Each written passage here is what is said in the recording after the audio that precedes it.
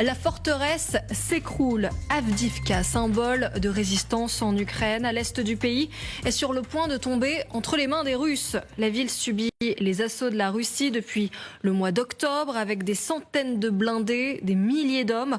Elle résistait jusque-là, mais la situation est telle que certains se demandent s'il n'est pas temps d'abandonner la ville. Pour en parler, je suis toujours accompagnée des meilleurs spécialistes. Arlette Chabot, éditorialiste politique, Général Chauvency, consultant géopolitique LCI, Claude Blanche-Maison, ancien ambassadeur de France à Moscou, et Vincent Crouzet, expert en renseignement. Merci à tous d'être avec nous. Général, est-ce que ça y est, il est temps d'abandonner cette ville qui lutte depuis déjà plusieurs mois, Avdivka? Je ne sais pas s'il est temps, mais tous les rapports qui nous sont apportés montrent à l'évidence que Avdivka commence à être complètement encerclée. Quand vous regardez la partie ouest sur toutes les cartes que nous avons, vous avez qu'à à peine 5 km finalement entre le nord et le sud, avec une seule route. Ce qui veut dire que les 3 à 5 brigades qui ont été identifiées dans la zone, si jamais cette route est coupée, elle est déjà sous le feu. D'ailleurs, je crois que Charline l'a dit, hein, elle est sous le feu. Ça veut dire que Charline dans un instant. Ces brigades ne pourront plus partir sans perte. C'est une réalité. Maintenant, la pression, elle est réelle, parce que les comptes rendus arrivent. On voit bien que les Russes avancent. Ça fait des mois et des mois qu'ils luttent pour cette ville, pour la prendre, dans la mesure où c'est une ville extrêmement bien fortifiée. Et l'intérêt, il est assez clair. C'est un but stratégique aujourd'hui, pas uniquement politique ou symbolique. Il est avant tout militaire, dans la mesure où il fait partie d'un ensemble de défense qui a été mis en place depuis 2014. Donc si cette ville-là est prise, d'une part, la ligne de défense bien construite depuis des années est affaiblie. De l'autre côté, ça permet aux Russes finalement d'éviter une épine dans leur dispositif et enfin d'éviter que la ville de Donetsk soit prise sous le feu d'Avdivka, qui est en gros 15 km au nord. Vincent Crouzet, ce qui se passe à Avdivka nous rappelle évidemment ce qui s'est passé aussi à Bakhmout, où il y a des milliers d'hommes qui ont perdu la vie, où on a perdu beaucoup de matériel, et finalement pour un retrait de l'armée ukrainienne. Est-ce que l'armée ukrainienne devrait aussi apprendre peut-être de cette expérience-là pour se dire là, il est temps de partir et de ne pas perdre plus d'hommes? Oui, François a raison, c'est peut-être un peu trop tard d'ailleurs pour partir, parce qu'effectivement déjà énormément d'éléments sont peut-être pris au piège. Mais en fait, je retournerai le titre. En fait, le titre, je me mettrai plutôt Avdivka. Le piège ukrainien a bien fonctionné, parce qu'en fait, depuis maintenant la mi-octobre, les forces armées ukrainiennes en fait ont fixé l'offensive russe sur ce point-là et ont obligé la Russie à dépenser énormément en termes de matériel et malheureusement de pertes humaines, parce qu'il faut penser quand même à tous ces gamins qui ont perdu la vie de manière absurde à Avdivka.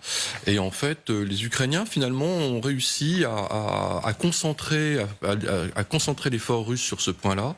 Alors il y a une chose très juste que vient de dire François et qu'on oublie en fait, il faut avoir une double lecture d'Avdivka, c'est que en fait les Russes étaient quasiment en position défensive sur ce point-là, puisqu'effectivement avec Donetsk à 15 km et même l'aéroport de Donetsk qui était à 12 km en fait d'Avdivka, ils ont senti fin septembre début octobre une réelle menace en fait sur ce point-là, et en fait leur offensive était surtout destinée à défendre Donetsk.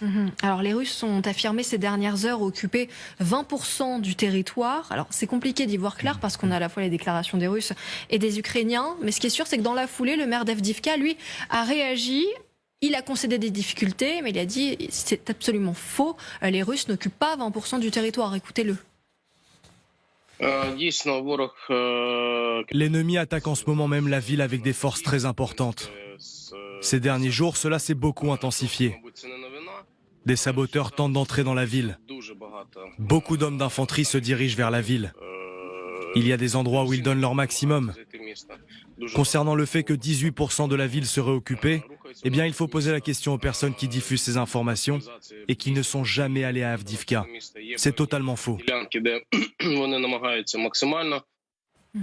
Claude Blanche-Maison, on sait que Vladimir Poutine se l'est promis. Il lui faut une victoire dans cette ville et notamment à l'approche des élections présidentielles.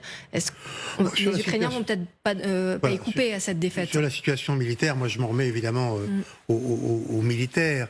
C'est difficile d'apprécier. On a déjà eu tous ces débats à l'époque où on discutait avec Bakhmout. Ça a duré des mois et en plus il y avait Prigojine qui voulait se mêler de cette affaire-là. Mais vous qui avez été ambassadeur de France en Russie. Quand Vladimir Poutine a une idée en tête, quand il en fait une obsession comme ça, est-ce que finalement ça sert à quelque chose de lutter encore pendant des mois?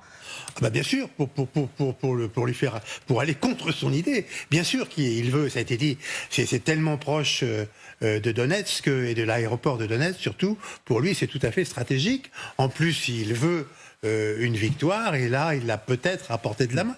Mais c'est vrai que sur un plan politique, ça sera triste le jour où Avdiïvka tombera dans l'escarcelle russe, parce que ça voudra dire à nouveau un recul ukrainien. Et c'est très mauvais, parce que derrière tout ça, il y a quand même l'idée à laquelle tout le discours de Poutine essaie de nous accoutumer, c'est-à-dire l'idée d'une partition de l'Ukraine. On coupe l'Ukraine en deux. Moi, je suis désolé, mais je ne résoudrai jamais, dans le fond de moi-même, à cette solution.